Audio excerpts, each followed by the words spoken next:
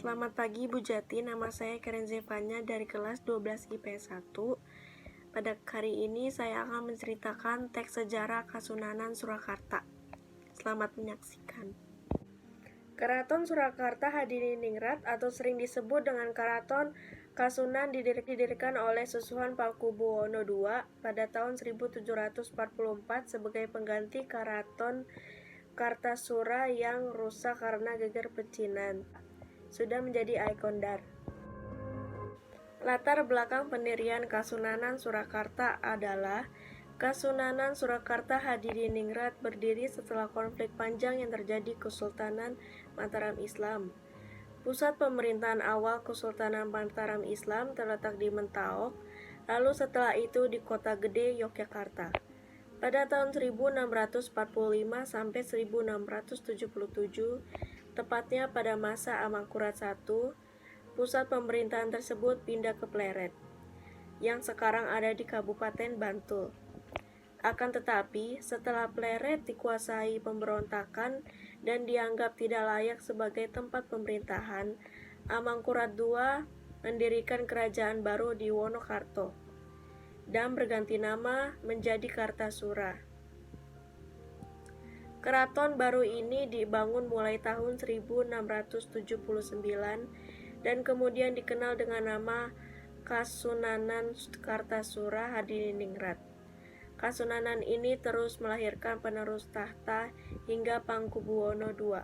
Di masa pemerintahan Pakubuwono II, yaitu sekitar tahun 1741 sampai 1742, terjadi peristiwa berdarah yang dikenal sebagai geger pecinan. Peristiwa pembantaian orang-orang Tionghoa oleh Belanda ini berdampak pada hancurnya istana Kasunanan Kartasura Hadiningrat. Oleh sebab itu, karena situasi yang tidak kondusif, Pakubuwono II memindahkan pusat pemerintahan ke Solo pada tahun 1744 yang dikenal juga dengan nama Surakarta.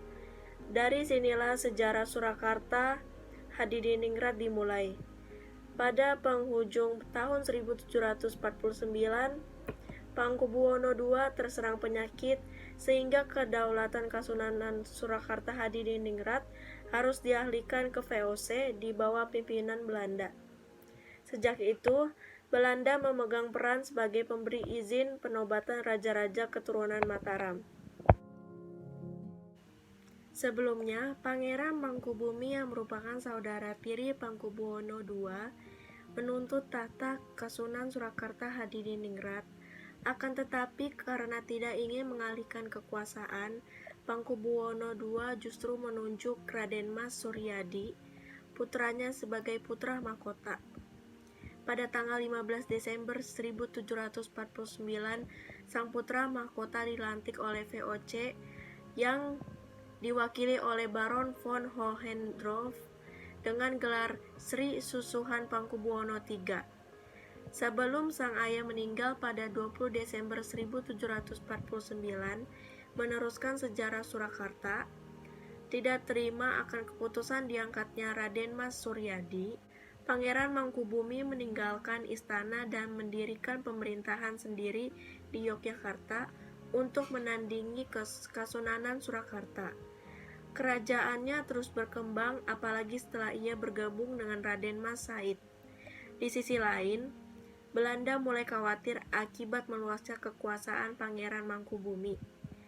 Maka dari itu, Belanda mengajukan perjanjian Giyanti yang dilakukan pada 13 Februari 1755. Perjanjian ini berisi kesepakatan untuk membagi wilayah Mataram menjadi dua. Menurut sejarah, Surakarta Hadiningrat akan berada di bawah pimpinan Sri Susuhunan Pakubuwono III dan Kesultanan Ngayogyakarta Hadiningrat berada di bawah pimpinan Pangeran Mangkubumi. Pangeran Mangkubumi yang kemudian digelari Sri Sultan Hamengkubuwono I berselisih dengan Raden Mas Said. Ia tidak menerima keputusan ini dan melawan Sri Sultan Hamengkubuwono sambil terus beroposisi dengan Pakubuwono III. Resah dengan keadaan ini, Belanda kembali ikut campur. Nicholas Hartig, pemimpin VOC di Semarang, meminta dengan segera supaya Pakubuwono III mengambil jalan damai. Kemudian lahirlah Perjanjian Salatiga pada 17 Maret 1757.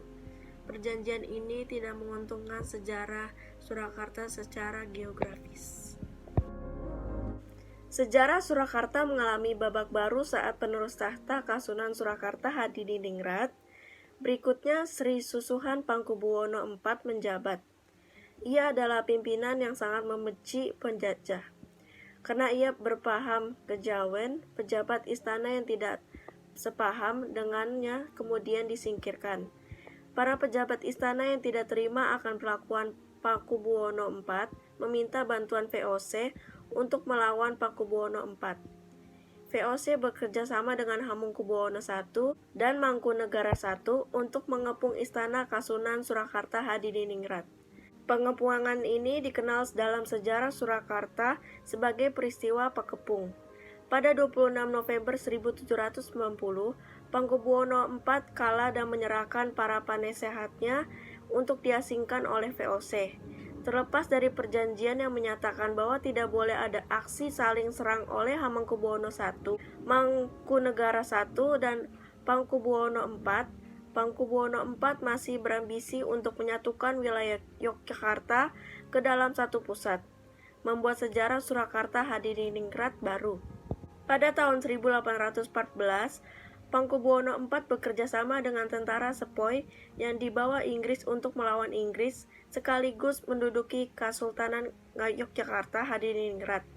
Pada saat itu, Kesultanan berada di bawah kepemimpinan Sri Sultan Hamengkubuwono III. Aksi ini gagal, namun Pakubuwono bisa lolos dari serangan Inggris. Menurut sejarah Surakarta, Pakubuwono IV meninggal pada Oktober 1820 dan diganti oleh Raden Mas Sugandi. Akan tetapi usia pemerintahan Raden Mas Sugandi, yaitu Pakubuwono V, di sejarah Surakarta hanya berlangsung selama 3 tahun. Ia wafat pada September 1823. Kepemimpinan dilanjutkan kembali oleh putra mahkota, yaitu Raden Mas Sapardan, yang naik dengan gelar Sri Susuhan Pakubuwono VI sebagai penerus sejarah Surakarta. Pakubuwono VI sangat mendukung perjuangan Pangeran Diponegoro dalam melawan penjajahan Belanda. Namun karena terikat kontrak politik dengan Belanda, Pakubuwono VI tidak bisa begitu saja menunjukkan dukungannya. Pakubuwono VI diduga meninggal karena kecelakaan kapal. Akan tetapi, di jasad Pakubuwono VI ditemukan lubang bersarang di dahinya. Lubang tersebut diduga akibat tembakan senapan Baker rifle. Pakubuwono VI wafat bukan karena kecelakaan, melainkan ditembak. Pakubuwono VII kemudian ditunjuk sebagai pengganti Pakubuwono VI. Tentu saja Belanda yang menunjuk paman Pakubuwono VI lah yang menurut sejarah Surakarta meneruskan tahta. Pakubuwono VII wafat pada Juli 1858. Ia tidak menunjuk anaknya sebagai pewaris tahta.